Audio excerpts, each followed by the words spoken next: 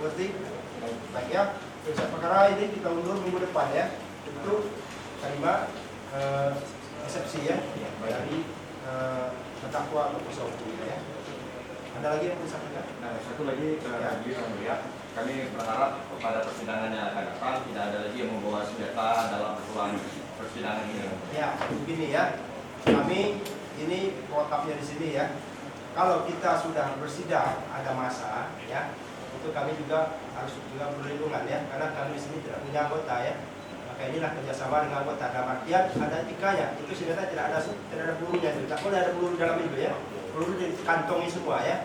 Ini untuk antisipasi. Karena kita tidak bisa hal-hal dan kita berharap persidangan ini seperti inilah aman. Maksudnya tidak ada konflik, tidak ada apa. Karena apa juga kepentingan para terdakwa ya. Dan hal ini ya. Baik ya, kami bisa jamin ya soal itu ya. Baik ya, kami sudah selesai. Sidang kita undur minggu depan ya untuk seksi dari terdakwa atau